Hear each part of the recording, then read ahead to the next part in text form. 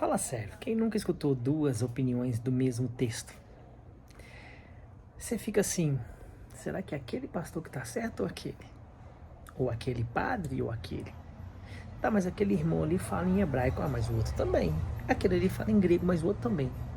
E aí, quem tá certo? Vem comigo que hoje você vai aprender a diferença. Vem comigo. Por que essa diferença enorme acontece? Aonde está o suposto erro?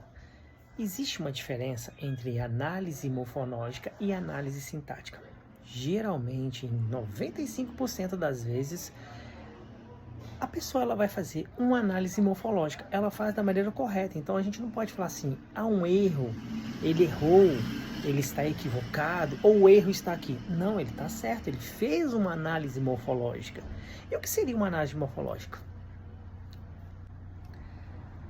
A análise morfológica é quando você vai analisar a estrutura da palavra, a semantema, o radical, em hebraico, shoresh. O que é o radical? A raiz, aonde a palavra nasceu, a primeira vez que ela foi dita, e as derivações dessa palavra. Isso seria o semantema, isso seria o lexical. Por exemplo, a palavra amor.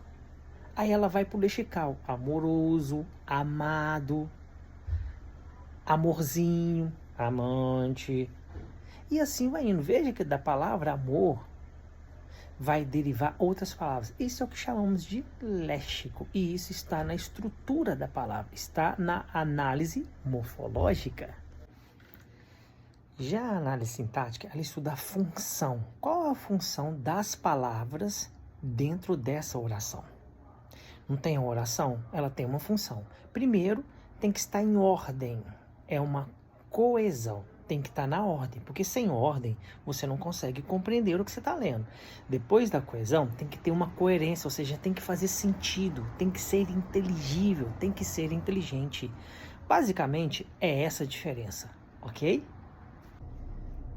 Então, o que acontece muitas vezes? Muitas vezes a pessoa faz uma análise morfológica, ela pega a estrutura da palavra, de uma palavra em si. Por exemplo, ela vai pegar lá assim, em arqueia, em logos, proston, teon. Aí ela quer falar do logos. Aí ela vai pegar somente o morfema logos, somente a morfologia do logos. Aí um vai falar assim, porque logos é palavra. O outro vai falar assim, não, porque logos é ação. O outro fala assim, não, porque logos é verbo. Veja que dependendo da época, do contexto, logos pode ter significados diferentes, claro, todos baseados na sua raiz, no seu semantema, ok? E aí uma pessoa vai falar assim, não, porque logos fica melhor palavra em ação. Não, logos fica melhor ação. Não, porque logos é melhor traduzido como verbo. E aí vai ficar essa discussão somente dentro da análise morfológica. Mas a pergunta é, faz sentido dentro do texto? Tem uma função dentro do texto? Porque a análise morfológica é só para você saber a estrutura, o significado, da onde deu origem. Mas tem que fazer sentido dentro do texto. Aí pula para a análise sintática. Tá fácil de entender, não tá? Quando se vai para a análise sintática, tem que ter uma organização, ou seja, aqui em português, por exemplo, né, sujeito, verbo e complemento.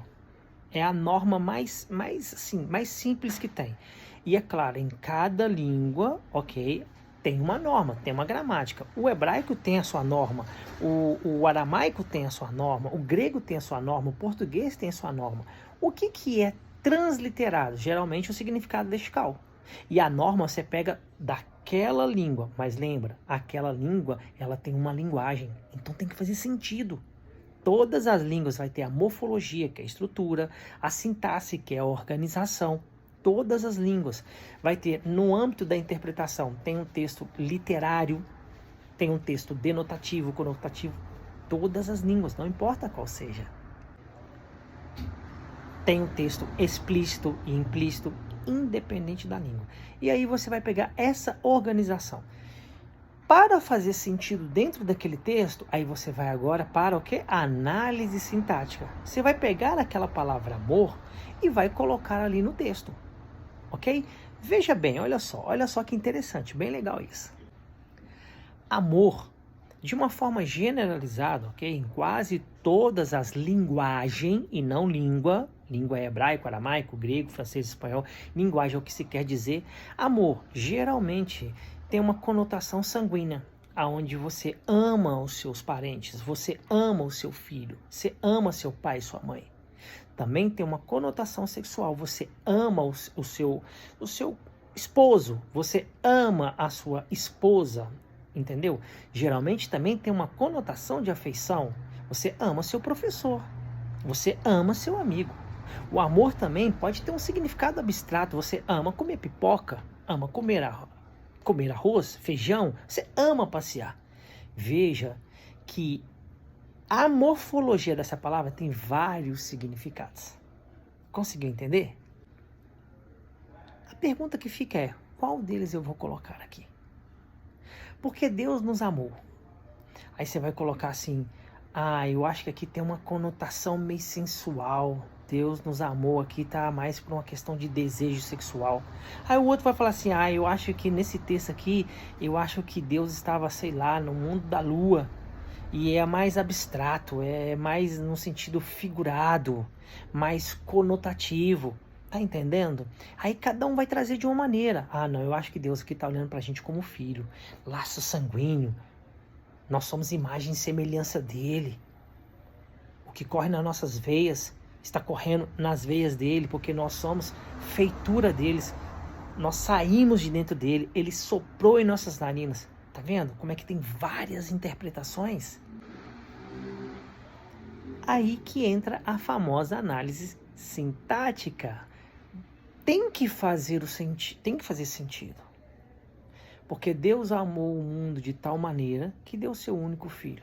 Mundo tem vários significados. Mundo das ideias, meu mundinho, o mundo das informações, o mundo da internet, o mundo jurídico, o mundo teológico. Mundo tem vários sentidos. Mundo no sentido de criação, de fazer todas as coisas. Então, para fazer sentido dentro da análise sintática, como eu disse para você, você vai ver o que o texto na análise sintática está falando, não na análise morfológica. Porque o seu filho veio e morreu por nós. Morreu por quê? Para pagar a nossa dívida, o nosso pecado. Então, o mundo aqui tem uma denotação, ou, para alguém que quiser falar, uma conotação, ok? De pessoa, de criação. Então, esse amor está mais correlacionado com a afeição. Laços sanguíneos, porque nós somos imagem e semelhança dele, ele vem nos resgatar. Mas eu não concordo. Não é uma questão de concordar. Lembra que todo texto, ele tem que fazer sentido na análise sintática, ele tem que ter coesão e coerência, ele tem que ser explícito ou implícito, dentro do implícito tem que ser pressuposto ou subentendido, lembra disso? Eu tenho aqui nas minhas postagens aqui, um videozinho muito legal, falando só sobre explícito e implícito. Corre lá e dá uma olhada que você vai ver. Então, basicamente é isso. Para você saber quem está de forma coerente, que tem uma coesão, ou seja, de forma organizada, de uma maneira inteligente, que você consegue perceber, é aquele que faz a análise morfológica e a análise sintática.